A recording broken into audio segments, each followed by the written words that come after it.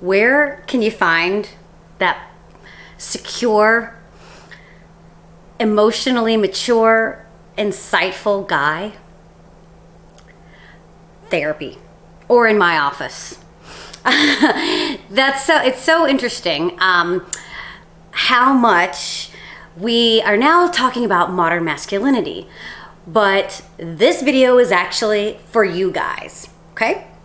So the reality is that so many men don't actually go to therapy. 2/3 of therapists who do just therapy are women. But then on top of it, the reality is that most of our clients, and you can look at most therapy sites, most of them are soft colors, pink. Most of them focus on getting the woman in.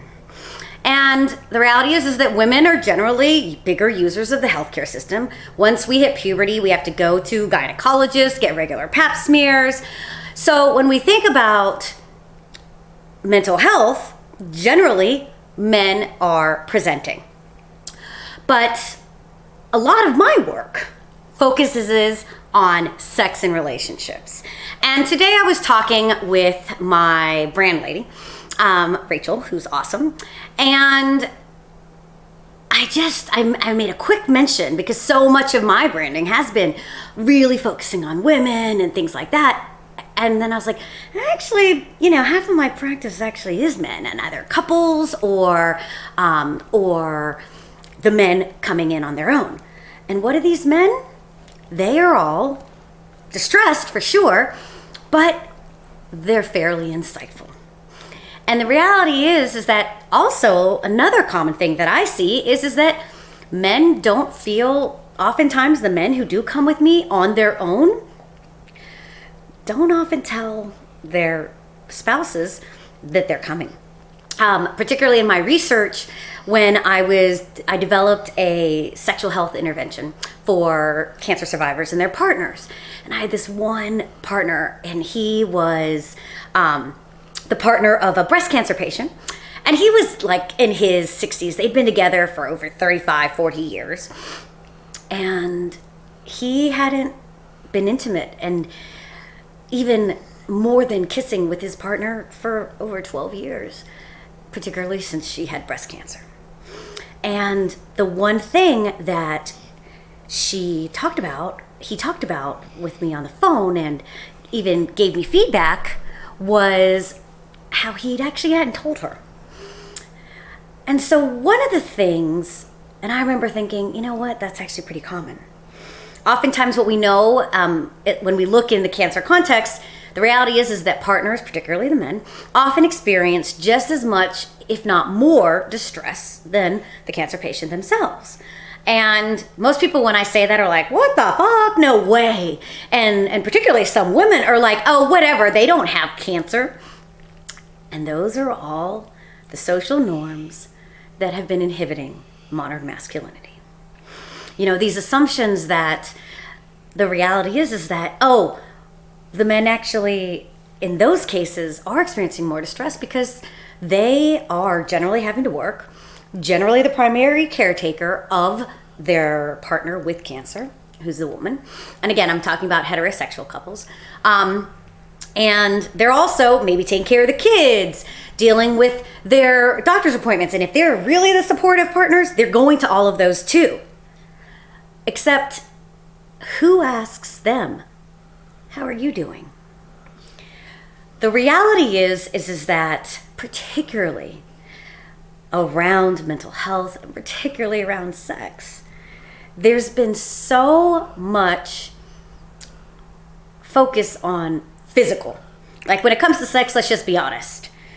Viagra really, most of the ads around that are focusing on potency in men, having a really strong, firm erection, maintaining that.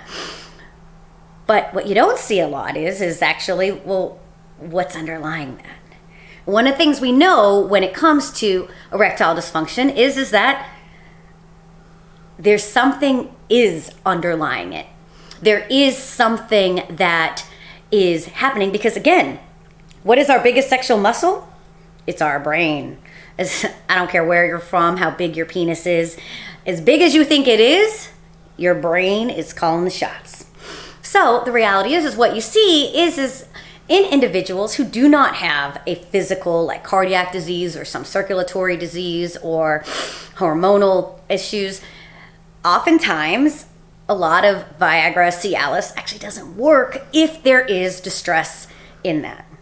What you also see is that oftentimes men, when they are trying to make sexual changes, is that if their partner isn't on board, again, most of this research has been done in heterosexual couples, but if their partner isn't on board and supportive and they can't talk to them about this and work through this, we don't actually see them being able to progress as effectively. So looking at changes in outcome, but definitely maintaining it. Because again, it's just think about addiction and rehab, again, only about 20-25% of people maintain that across every single behavior, because we actually need to have some support. If our environment, the realities of life come in, so even if you're protected in the hospital or in rehab or in our therapy room, if you don't have that support in your relationship, it's going to be really hard to make that long-term change. So today, really what I want to talk about is how much so many women will come to my office and complain about men, and you see it like everything, and I get it. Trust me, do not get it twisted. I very much, I've done it myself, but also really there's so much emotional space for women, but there isn't for men. Men aren't. Well, particularly right now, there's so much focus on attachment. But the reality is that even when there's nurturing, even in those secure attachments, the realities of the social norms, and again, we're in a progressive country here in America, but internationally, of men having to be stoic, having to be strong, not emote. That's been the reality forever. And the other side of that is that it really has only been in the last few decades that women have had a voice, but women have always been having to assert themselves, always been trying to take care of themselves, assert power throughout history. Men only recently had any kind of competition from women. And let's just keep it real. Like, I think Kavanaugh and the Me Too movement really speaks to where we actually are in that equality. So I say this also with the appreciation that, guys, you haven't needed to. And the reality is, if our body doesn't think we need to actually do anything, we're not going to. And on top of that, if you are taught of how you need to experience emotions and stay stoic, don't cry, don't seem sad, always be strong, just work through things, then you don't have the space.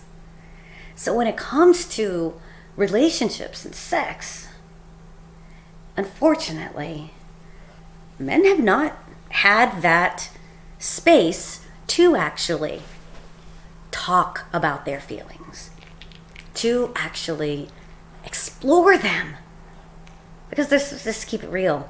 Women have their girlfriends, they have their sisters. Men have their partners. And again, I am focusing on heterosexual partners right now. So the reality is though, in that relationship, again, there's gender roles.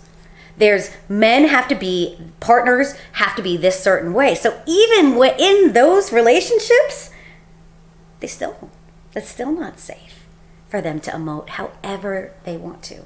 Because the amount of perceived weakness, not just from their partner, but mostly from themselves, man, that's been ingrained since birth. Men, even in hospitals, and now hospitals have gotten better, but boys wear blue, girls wear pink. There's the roles get defined really early on. And again, thinking about how we actually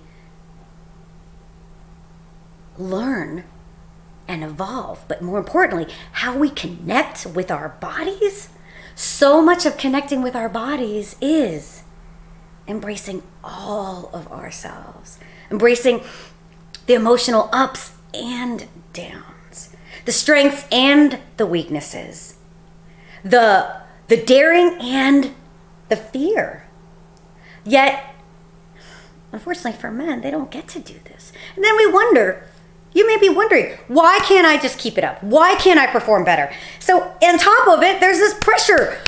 Be a stud, be a stud, be a stud. Doesn't matter what's going on in your life, be a stud.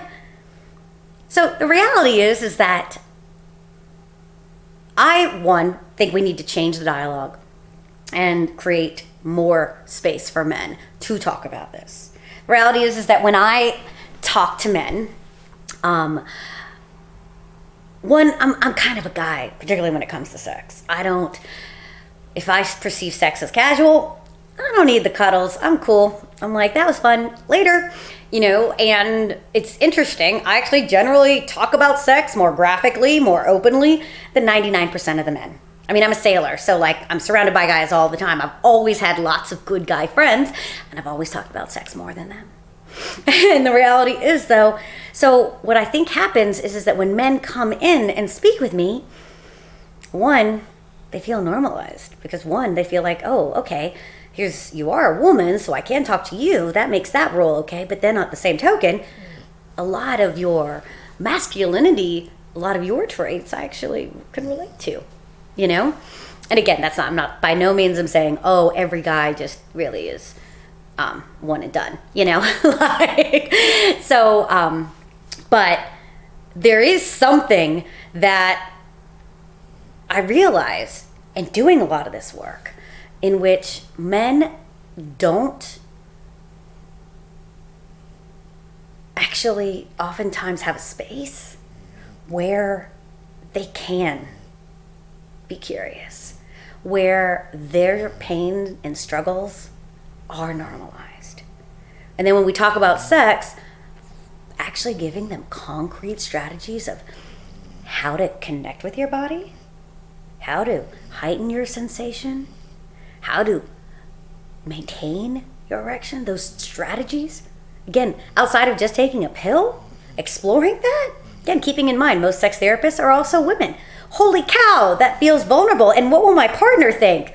They'll think I'm attracted to this therapist. I mean, all of those things happen. And all of those are barriers. So I say this first and foremost to remind you that one, if you are a dude and you are experiencing this, no, you are absolutely not alone, and that history and evolution has actually supported that. But that on top of it, you are entitled. You are entitled to your emotions. And that in part of being human, you're going to have a whole array of those too. And your body is going to adjust to whatever trauma, criticism, beratement, just like a woman. And unfortunately, men have just not had much space to explore it, particularly when we talk about relationships. So I'm going to talk more about this in future episodes and videos, but I'm definitely keen to hear what you guys think about this.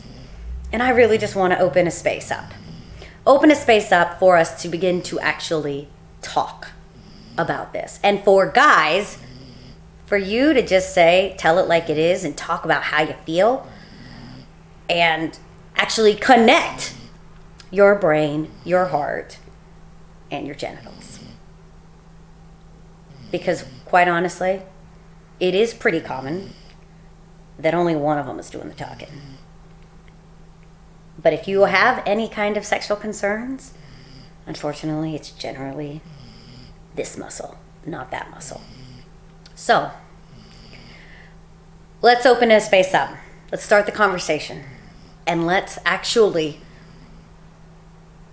literally experience what modern masculinity is by actually experiencing all of yourselves and beginning by just exploring, being curious.